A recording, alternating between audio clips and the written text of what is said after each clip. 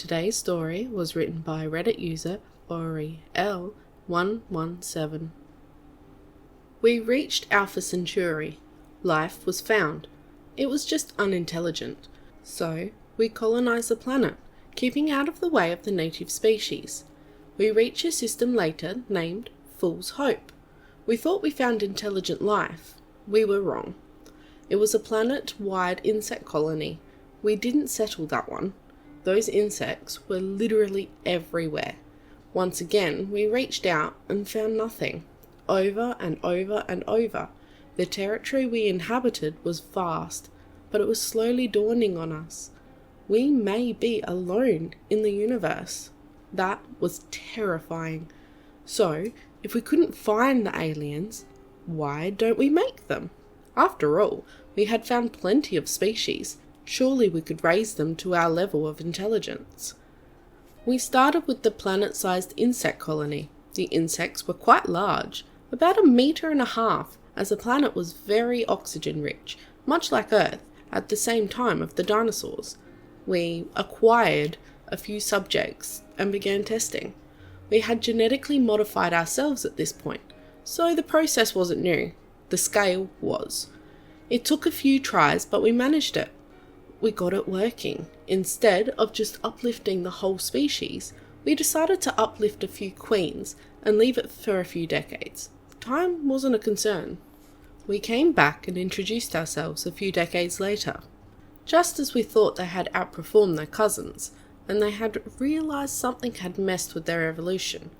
First contact was exciting. All we had done was give this species a brain to rival our own. Their history, language, culture, that was all alien to us. There were a few bumps along the way. The concept of an apology was lost on them, as they were a hive species with an innate desire to cooperate. So when we apologised for speeding things along, like we had, they had no idea what we were trying to say.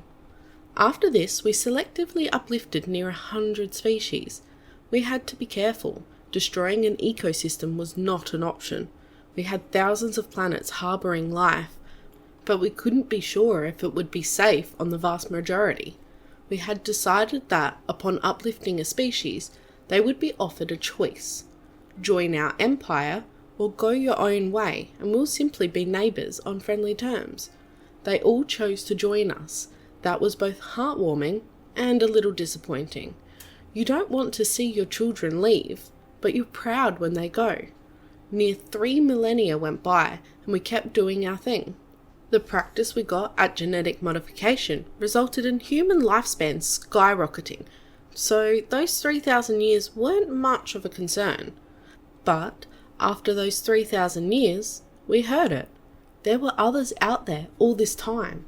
We eagerly greeted them. Their greeting wasn't as enthusiastic as ours, but that was due to the novelty wearing off. We were admitted to a galactic union of sorts, and asked to provide a census, which we complied to. This brings us to the union meeting. We have been called here today to discuss the unusually high level of intelligent species in human space. The speaker was an AI, called Monitor, to ensure neutrality. If the human envoy would please step forward. If you have an explanation, please enlighten us. Esmeralda was her name. She was on several teams which uplifted species and had since become an envoy after we met aliens with their own empires. It is quite simple. Through an extensive genetic modification process, we uplifted just shy of 100 species. Immediate outrage from the other members of the council. Order. Monitor commanded the room. Humanity was aware of the consequences of this action? We've had 3,500 years, Monitor. Had we wanted that number, would be far higher. It was because of the consequences we uplifted so few. So few? An Itrixie yelled. An avian race, not prone to violence, but very proud nonetheless. That number takes up near half the total amount of species in the galaxy. What you have done flies in the face of everything this union strives to achieve. You interfered with another species' evolution when they were incapable of consent. And we had 3,500 years. We have lived through 2 of them. You were nowhere to be found, Esmeralda responded calmly. May I remind the human envoy, the galaxy is a big place. Monitor wasn't picking sides. No, it just had far more information on everything but humanity's corner of the galaxy. You may or you may not. It doesn't change the facts. We were without peer, and that scared us. So we made our peers. Esmeralda took a breath. How do you think we got so skilled at genetic modification? Without that uplifting process, I would have never reached the age I am now. Were it not for me, many genetic diseases would have remained untreated in your own people. Lest you forget it was me who brokered that deal. She took another step forward. Were it not for the uplifting process, entire worlds would be uninhabitable due to viruses or climate or what have you.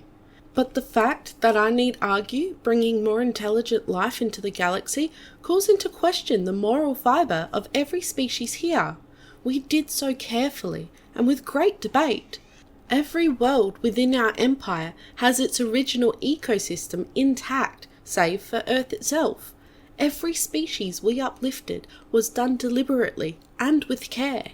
Every species I uplifted, I poured my heart and soul into, and I will not stand here as you question their very existence. She had actually gotten a little mad. With a calming breath, she spoke. If this union dares question the actions we took in regards to our peers, humanity and its peers will see themselves removed from the union entirely.